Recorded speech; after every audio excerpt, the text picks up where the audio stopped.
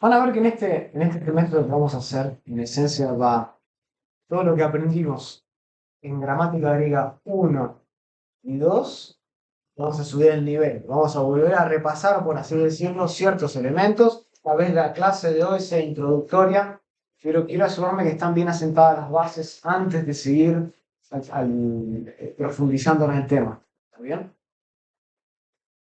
Categorías gramaticales. Tenemos que comenzar por aquí. Es muy difícil para un arquitecto hablar de un edificio que ha diseñado sin mencionar alguna de sus partes. Tanto mi papá como mi mamá son arquitectos de profesión. Y por lo general nunca dejan pasar por alto los detalles que repercutieron en la creación, en el diseño de algún edificio. Para ellos cada ladrillo, cada columna, cada viga contribuye al funcionamiento general de la estructura que construyeron. Recuerdo, como si fuese ayer, a mi papá tuvo que, en Argentina, era misionero, pero usaba la profesión de arquitectura para servir a la misión donde estaba. Papá y mamá construyeron cientos de iglesias a lo largo de América Latina, incluso en Europa. Pero le tocó a mi papá construir y a mi mamá un edificio para 1500 personas.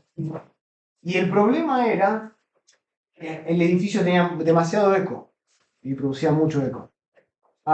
Y recuerdo a mi papá, había mucha inversión en ese edificio. Recuerdo a mi papá que se pasaba el día y la noche tratando de descifrar cómo poder resolver el problema que tenían con el eco. Y era un salón muy, muy grande. La boca del edificio, la boca del salón, perdón, de la plataforma. De hecho, hasta el día de hoy es la plataforma más grande de Argentina, ¿sí? Más grande que incluso el Teatro Colón. Gigante el edificio, pero tenía mucho eco. Y recuerdo a mi papá, y hasta el día de hoy mi papá lo cuenta, una noche viendo una canasta, se le prendió la lamparita. Y por medio de las canastas pudo descifrar unos paneles que ayudaban con el sonido, trajeron a un inspector y a personas de Estados Unidos que sabían acerca del sistema y pudieron resolver el problema. Ahora, tú le preguntas a mi papá y a mi mamá acerca de ese edificio y siempre te van a hablar de la canasta y cómo resolvieron el problema del eco, porque para ellos cada parte del edificio contribuye al funcionamiento general del edificio. De nada sirve tener un edificio y sentar 1500 personas y después el sonido es un desastre. ¿Okay? De igual modo, los gramáticos, la gente que estudia la literatura, se refieren al lenguaje en cuestión de partes y funcionamiento. Partes y el funcionamiento de dichas partes. Tanto el gramático como el arquitecto utilizan un vocabulario especializado que corresponde a la disciplina, ya sea de arquitectura como sea de gramática. Tienen su propio vocabulario y su propia terminología que le ayudan a ellos a hablar de distintas partes, componentes, elementos y el funcionamiento de dichas partes, ya sea en una estructura o en una oración. Los arquitectos, por ejemplo, hablan de fachada, hablan de un edificio, hablan de paredes de contención, mientras que los que estudian literatura hablan de participios, hablan de conjugaciones.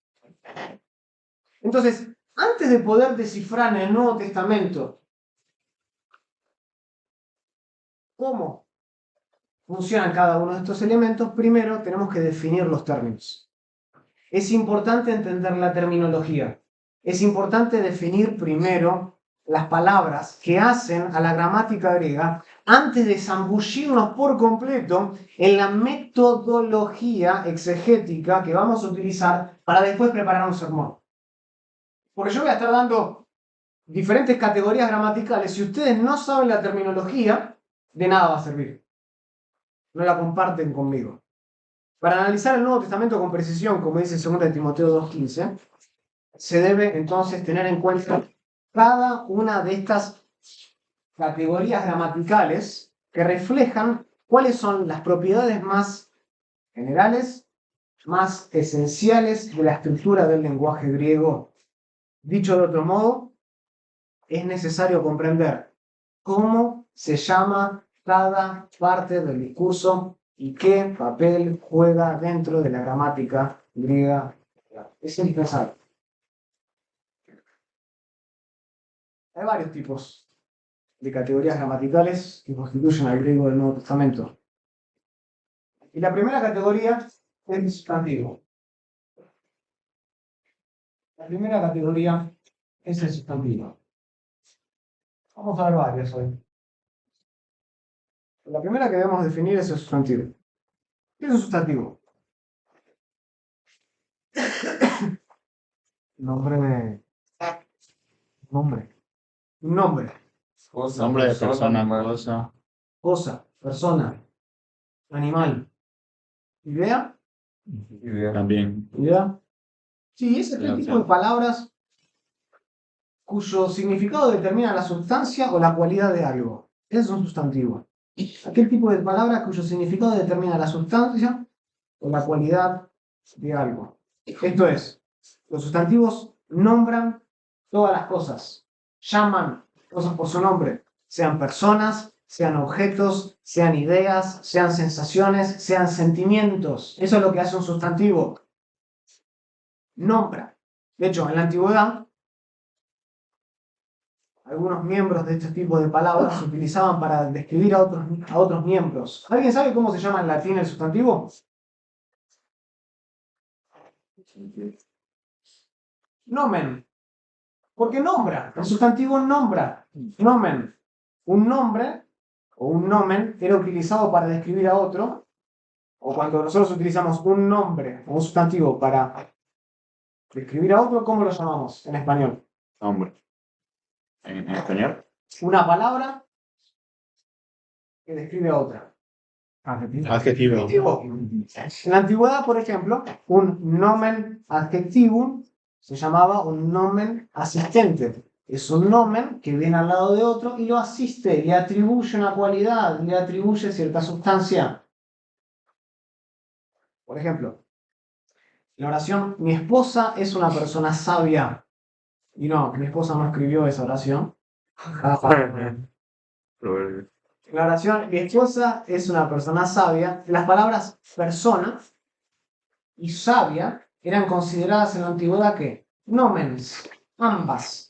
La palabra sabia sería justamente un nomen adjectivum, mientras que persona era un nomen común y corriente. Hoy en día nosotros tenemos otra categoría para eso. Nosotros decimos persona es un sustantivo y sabia es ¿qué?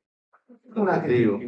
Lo clasificamos distinto, pero en la antigüedad el adjetivo y el sustantivo estaban estrechamente relacionados. Estrechamente relacionados.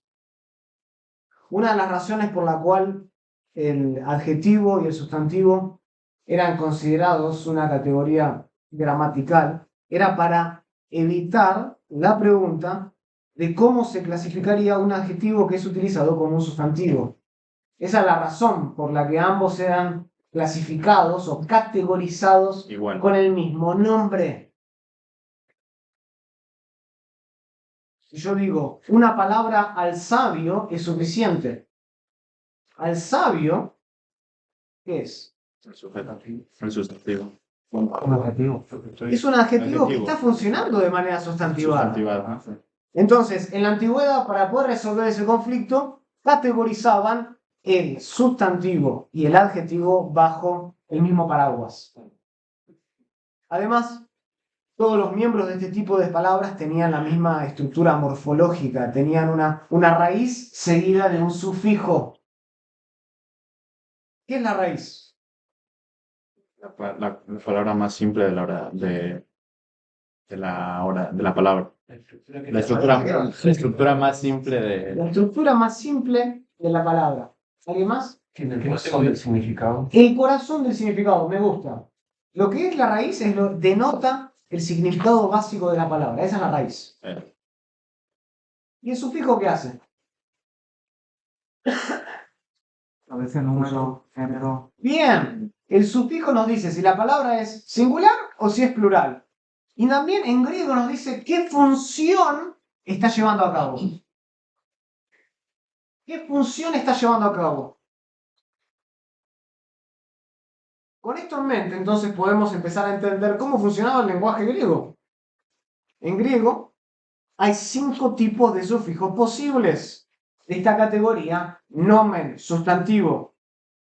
Solo que nosotros los llamamos distintos, no los llamamos sufijos. ¿Cómo los llamamos? Casos. ¿Entienden? Casos. Misma raíz, con distintos casos, tienen distintas funciones en la oración, o distintos significados en la oración. Los 5 casos son: el primero, nominativo. Así que estamos repasando, es importante. El caso nominativo, ¿qué es lo que representa? ¿Qué función? Sujeto. El sujeto de la oración. Principalmente. Sí. El sujeto, sí, principalmente el sujeto de la oración. Sí, después vamos a ver acá otros usos. ¿Sí? Pero principalmente el caso nominativo representa el sujeto de la oración. Si yo digo, los hombres ven a los apóstoles, ¿cuál es el sujeto? Los hombres. Los hombres en griego estarían en el caso nominativo. Vocativo. Discurso directo. Llama atención. ¿Y más? ¿Qué es el caso vocativo? Yo sé que no, ya para el Nuevo Testamento griego el vocativo estaba en desuso, había caído en desuso, pero encontramos algunos ejemplos. Es la forma en la que el sujeto, bueno, el autor está dirigiéndose a su audiencia. ¿Ok? Y el vocativo lo que hace es representa a la persona o el objeto al que alguien se dirige. Eso es lo que representa. Es algo, es un caso direccional, ¿sí? Si yo digo, adelante, hombre, vamos, vamos, hombre, ¿sí? El hombre estaría en caso vocativo, ¿sí? Llama la atención. En el griego clásico, un ejemplo muy común es o musa. ¿Sí? El musa generalmente se pone en vocativo, ¿no? Para llamar la atención del que se dirige. ¿Qué significa musa? Musa Musa era, mujer. ¿cómo? No, mujer. Sí, musa era justamente un ser, generalmente femenino, de la mitología griega. Para que se lo bien. Generalmente se la Inspiración. una inspiración, Eso. sí, te inspirabas en la musa. Sí. Genitivo. ¿Qué representa el genitivo? Muchas cosas. Muchas cosas. Sí. Y igual las le va a introducir como unas 50 y pico de formas. No sé. Posesión.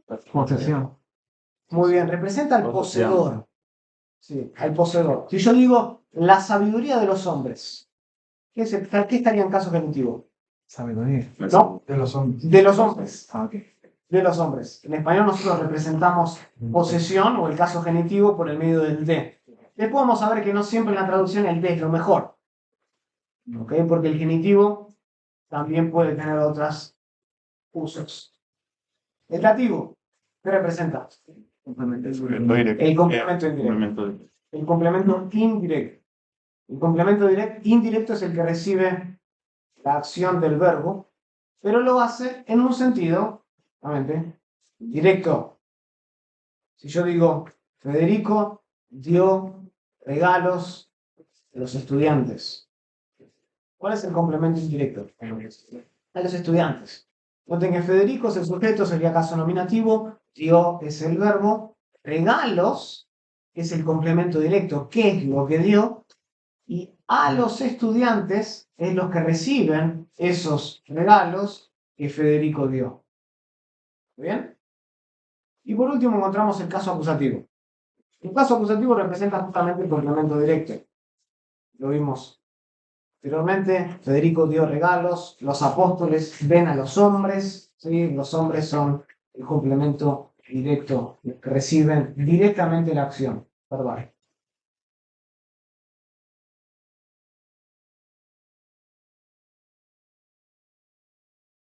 Ahora, además de caso, los sustantivos nos llevan también o comunican género, algo que tú, Roberto, recién estabas mencionando. No solo tienen casos, sino que además los sustantivos conllevan género. En castellano nosotros tenemos muchas similitudes con el griego en este sentido. Está el género natural. Por ejemplo, si yo digo hombre, es masculino, ¿no? Si yo digo muchacha, es femenino. Si yo digo carro, es nuestro. Y si nos refiriéramos a cada uno de ellos, diríamos él, ella y un. Él en referencia al hombre, ella en referencia a muchacha y un en referencia al carro.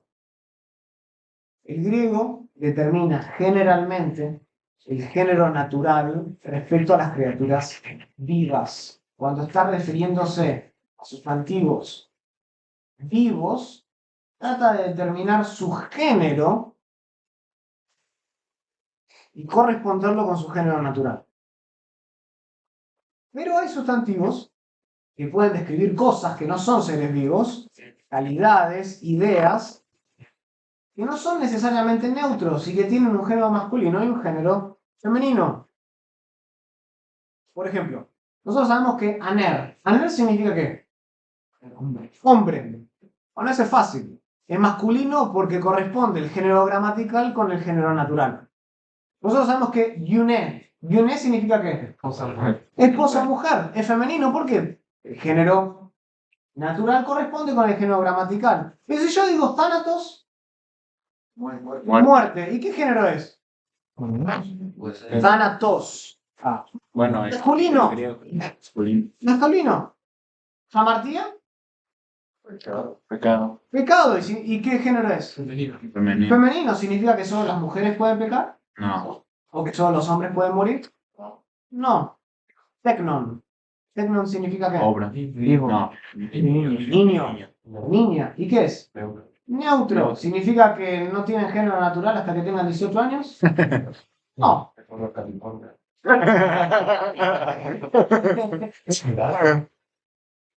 Generalmente no se puede saber a priori por qué un sustantivo tiene un género en particular en griego. No hay manera de establecerlo. Hay algunos sustantivos que no sabemos por qué thanatos es masculino, por qué hamartía es femenino. Sin embargo, el género de los sustantivos individuales no es difícil de aprender, puesto que la mayoría de las veces se puede deducir por su terminación o su desinencia. Por eso cuando dije thanatos, automáticamente Roberto corrigió y dijo eso es masculino. Hamartía, la terminación automáticamente me dice el género femenino. Tecnon, la terminación automáticamente me indica cuál es el género, neutro. ¿Okay? Aunque no sepa el género de la palabra, por la terminación yo puedo descifrarlo.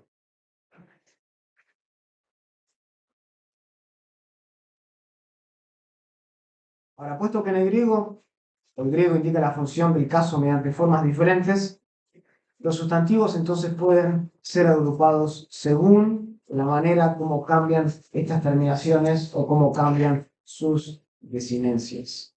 Estos cambios indican tanto el caso como el número de la palabra. Un caso, como hemos visto, implica la función del sustantivo en la relación al verbo u otra parte de la oración. El número indica si el sustantivo es singular o plural.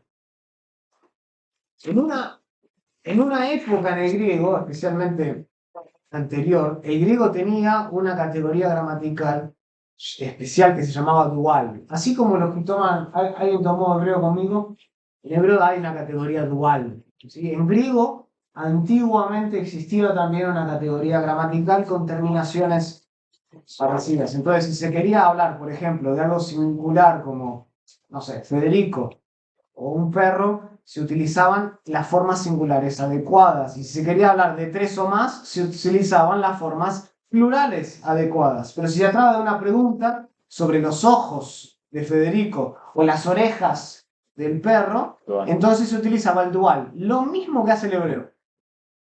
Y es Lo mismo solamente que de asuntos del cuerpo que son dos, no es de que sean dos cosas, sino de... asuntos del cuerpo. Sí. Sí, porque se veía el cuerpo en simetría, compuesto en 2 partes, así como si fuese un espejo. Los hebreos hacen eso, los griegos hacían eso, pero al parecer la distinción entre uno, dos y muchos resultó ser demasiado para los griegos y el dual eventualmente desapareció de la literatura griega ya para el Nuevo Testamento. ¿Okay? Mejor para nosotros. Pero en hebreo sí hay una terminación dual. En griego la existía, ya no existe más, y solamente se habla en términos singulares o plurales como lo hacemos en castellano. Lo interesante que se puede manejar, o sea, la idea de la pluralidad como más de tres Como más de en el Nuevo Testamento. Tres o más. Claro, tres o más. Tanto el caso como el número de un sustantivo se indican por formas diferentes llamados los sufijos de caso y número. El sufijo nos dice el caso, o sea, la función, y el número, si es singular o plural. Los patrones, según los cuales estas palabras griegas van cambiando sus terminaciones para poder expresar estos casos, se llaman declinaciones. ¿Sí? Eso es bueno saberlo. Las declinaciones son esos patrones en los cuales las palabras griegas, en este caso sustantivos, van cambiando sus terminaciones para expresar el caso y el número. Declinación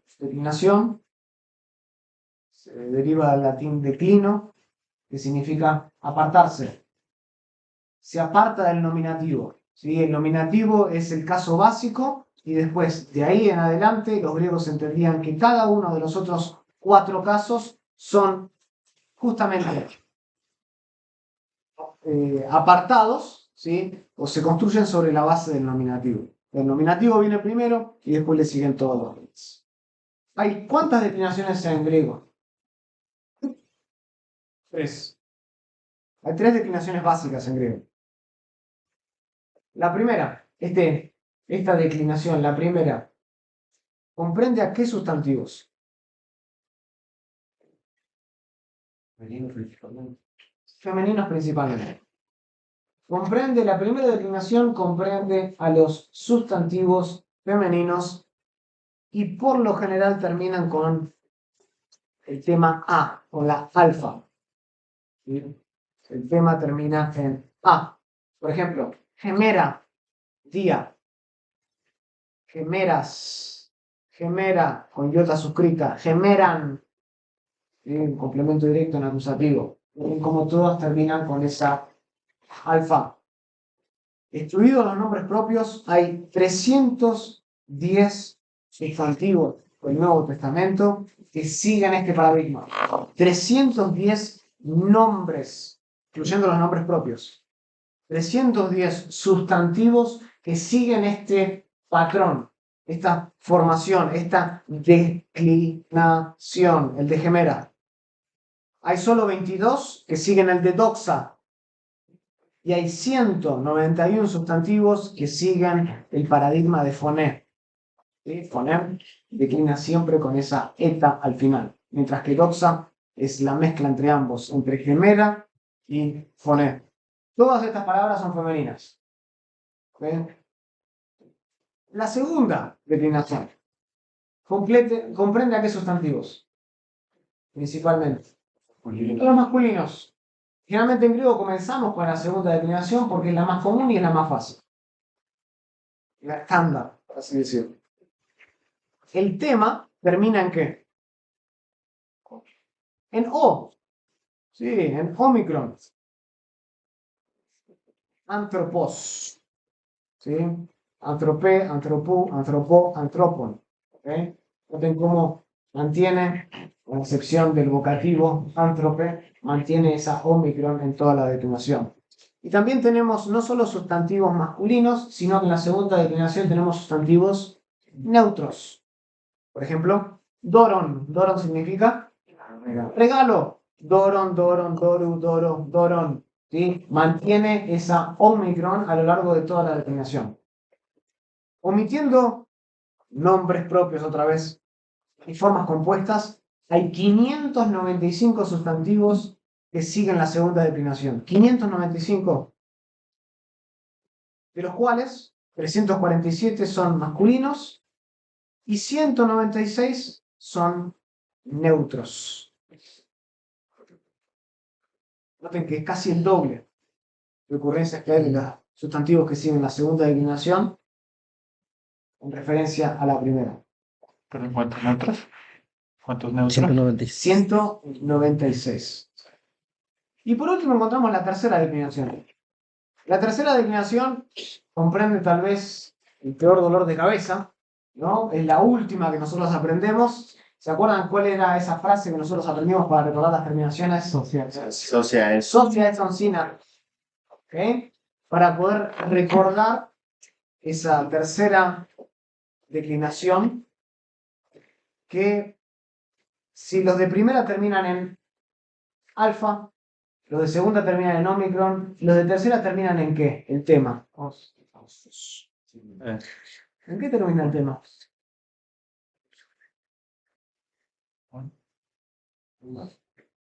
No, Tienen diferentes, ¿no? Son. termina en consonante. Termina en consonante. ¿Sí? Sax, por ejemplo. Pater, Oh, por ejemplo. Mater, otro ejemplo. Meter, perdón. Entonces, terminan en consonante o a veces también pueden terminar en una vocal que sea distinta a alfa, u, a omicron. Pueden ser masculinos, femeninos o neutros y no son tan comunes en el Nuevo Testamento griego. Esta es la primera categoría. ¿Está bien? Vamos a la segunda categoría. La segunda categoría está íntimamente relacionada con la primera. ¿Cuál es? Esta va a ser corta. Adjetivo. Todo esto es necesario. Y tuvieron un receso. Probablemente a mis estudiantes de hebreo ellos se olvidaron de algunas cosas. Es importante volver a recordarlo. ¿Qué es un adjetivo entonces? ¿qué cualifica el sustantivo? Es una palabra que califica o determina un sustantivo. El apóstol bueno. Malos siervos. El regalo es hermoso.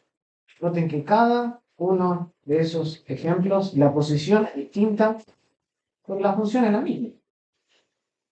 El apóstol, bueno, noten que sigue al sustantivo que modifica. Malos siervos, precede al sustantivo que modifica. El regalo es hermoso, viene después de un verbo copulativo y sin embargo cumple la misma función, que es calificar o cualificar a un sustantivo. El adjetivo griego va a concordar con el sustantivo que modifica en qué cosa. Caso, número. En caso, género y número. Esa es la manera de determinar y de saber qué es lo que está o qué palabra está modificando la oración, porque puede ir en cualquier oposición. Entonces, es indispensable para nosotros saber la terminación y ser capaz de corresponderla con otra palabra que venga antes o después en la oración. Estos adjetivos griegos son muy parecidos a los adjetivos castellanos. Por lo general, en griego va a venir después de la palabra que modifica, como lo hacemos en español, en castellano. Por lo general vienen después, siguen al sustantivo que modifica. Por ejemplo, en Juan 10:11, ¿se acuerdan? Yo soy el buen pastor. Literalmente, ¿qué dice? Griego. ¿Alguien se acuerda? Soy el pastor, el bueno. Y bueno, Sí, ay, yo estaba hablando de que. Sí, pastor, el bueno.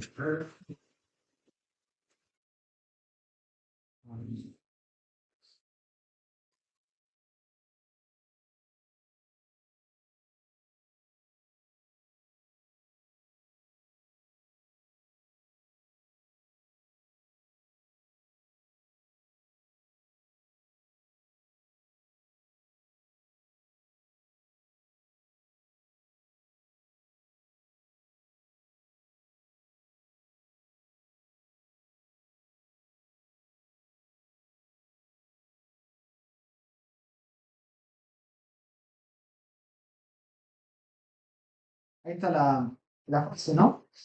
Ego, eimi, jopoimen, jokalos. ¿Sí?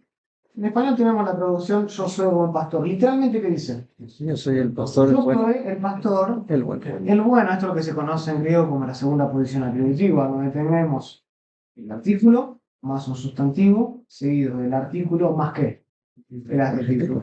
El adjetivo. Bien. Otro ejemplo sería Juan capítulo 1, versículo 9.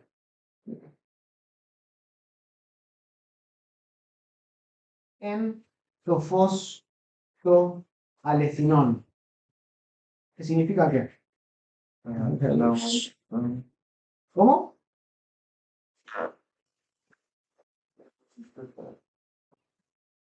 Era tofos, la luz, to alecinón, la verdadera. La verdad. ¿Sí? Era la luz verdadera. ¿Sí? Acá otra vez tenemos el mismo patrón. Tenemos to, fos, ¿sí? En este caso un sustantivo neutro, por eso el to. Y después otra vez el to, el artículo, más un adjetivo, segunda posición atributiva. ¿Sí? Por lo general nosotros encontramos en griego que el adjetivo sigue al sustantivo que está modificando. Cuando los adjetivos se usan de esta manera, especialmente en segunda posición atributiva, es decir, artículo, sustantivo, artículo, adjetivo, es enfático en griego. Suele utilizarse para enfatizar algo, la calidad de ese sustantivo. Debido a que los adjetivos griegos comparten las mismas terminaciones que los sustantivos, una vez que nosotros somos capaces de aprender las tres declinaciones básicas del griego, entonces estamos listos para analizar ambas categorías al mismo tiempo, y eso es lo que hicimos en los últimos 2 semestres. Primero aprendimos las terminaciones del sustantivo, y una vez que teníamos esas, saltamos al adjetivo porque son las mismas. ¿Okay? Otra categoría que está relacionada, de hecho, a esta. ¿Cuál sería? ¿Sustantivo, adjetivo? No. Estamos comentado para el sustantivo. ¿No? Pronombre.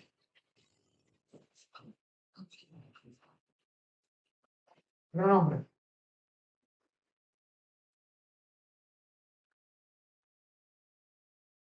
¿Qué es un pronombre? Sustituir un sustantivo. Es un el pronombre es un sustantivo o una palabra que sustituye a otro.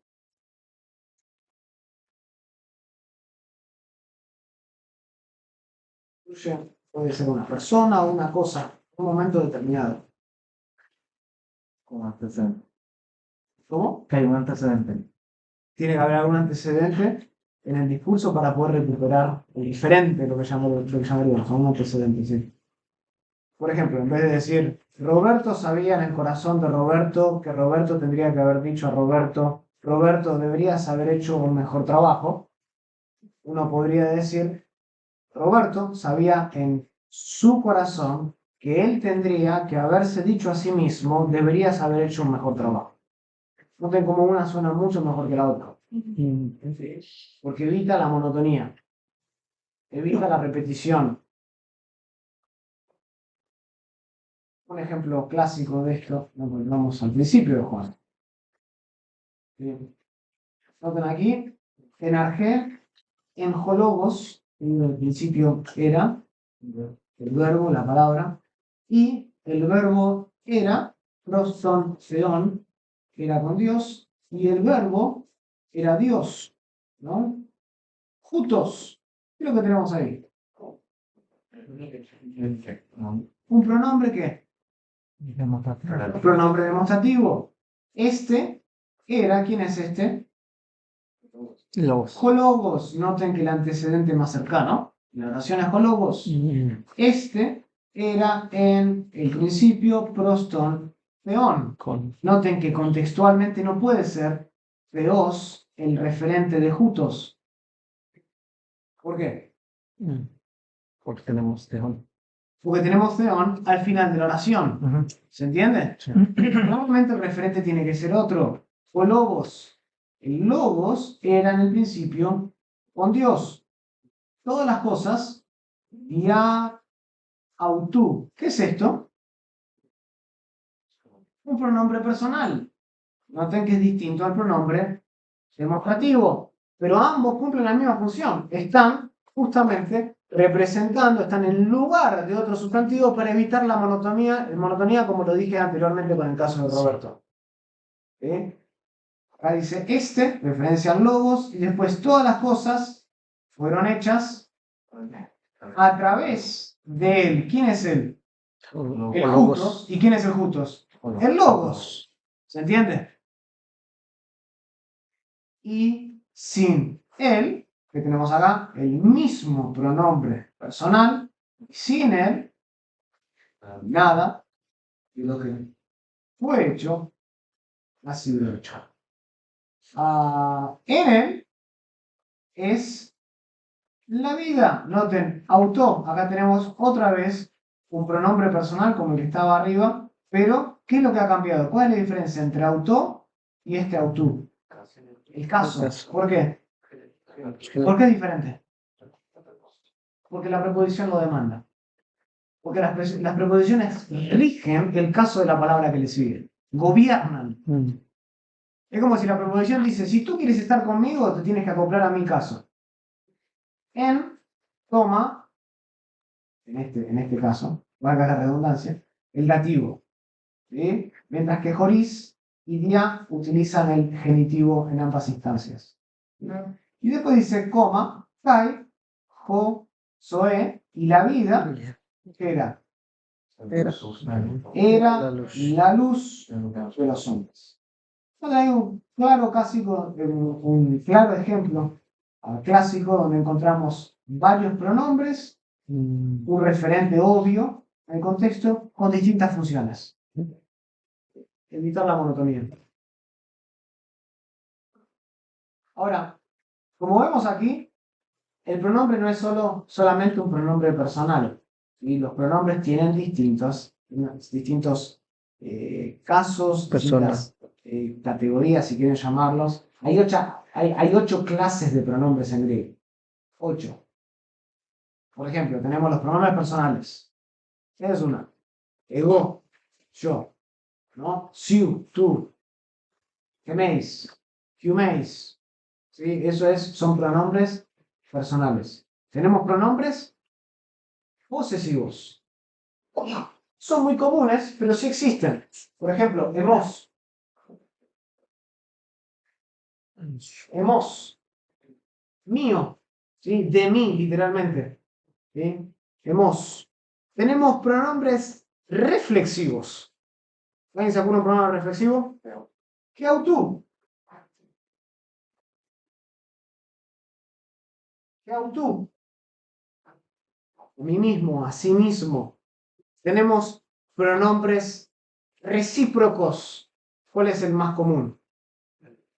Alelon.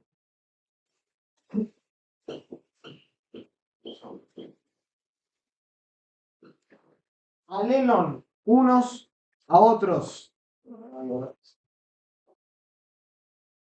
Unos a otros. Tenemos pronombres relativos.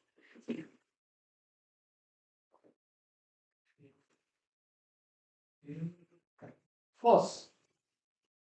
Jos es un pronombre relativo. El cual. Claro ejemplo, este domingo prediqué este pasaje. ¿Eh? Sí. Pueden terminar con tercera, correcto. Aunque el femenino lo tenía con primera. Jos. El cual es la imagen del Dios que no se ve, invisible, el primogénito de toda la creación. Noten que el versículo 15 empieza con un pronombre relativo. El pronombre relativo está subordinado a algo anterior. En el contexto, ¿cuál es el referente?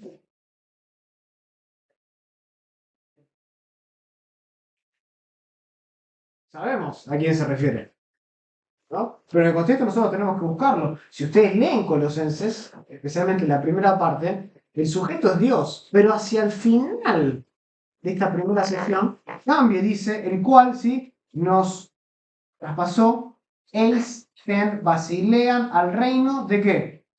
Tú, you, pes, agapes, autu, del hijo de su amado, ¿sí? De su hijo amado, en el cual, ¿sí? Hablando del hijo, nosotros tenemos, y ahí continúa. Y después viene el versículo 15, Jos. Noten que antes de este Jos hay otro pronombre relativo, y para encontrar el antecedente o el referente tenemos que volver atrás, y es el hijo. ¿Sí? Hay un claro, hay una desconexión, ¿sí? Está hablando del Padre y de la obra que él tiene en la salvación al principio y después termina o concluye en el Hijo y de ahí en adelante habla solo del Hijo. ¿Qué es un pronombre relativo? Sí. Pronombres interrogativos. ¿Qué es un pronombre interrogativo?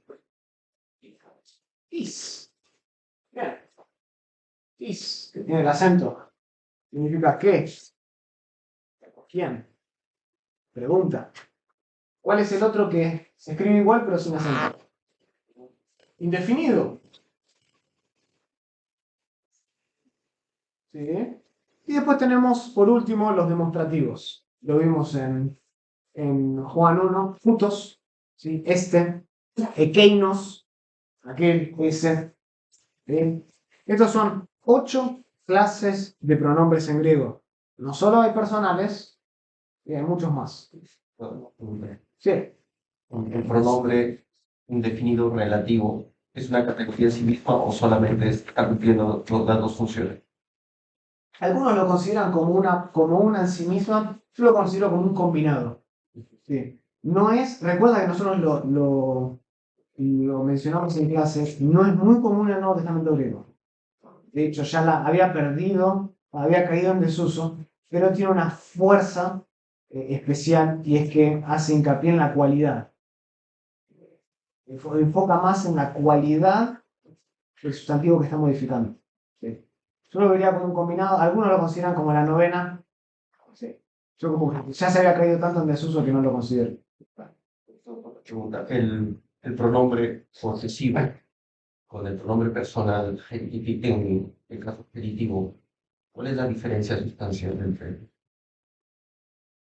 Entre el personal y el posesivo, el personal el genitivo, y genitivo? sí, Con el- mínima. En realidad no hay. No.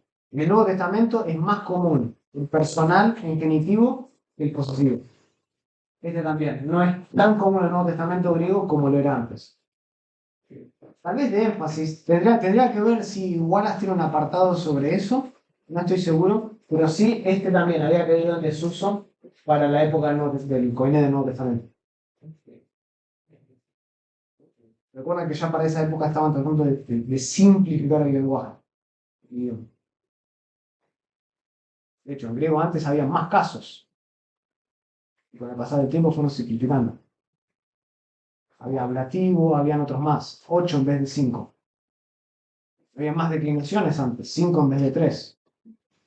Con el pasar del tiempo, el Koiné fue simplificando a la medida que se volvió la línea franca. ¿Cómo estamos? ¿Bien? ¿Sí? ¿Quieren tomar un break? ¿Sí? Vamos a tomar un receso, ¿sí? Unos 5 minutos y después volvemos para seguir viendo.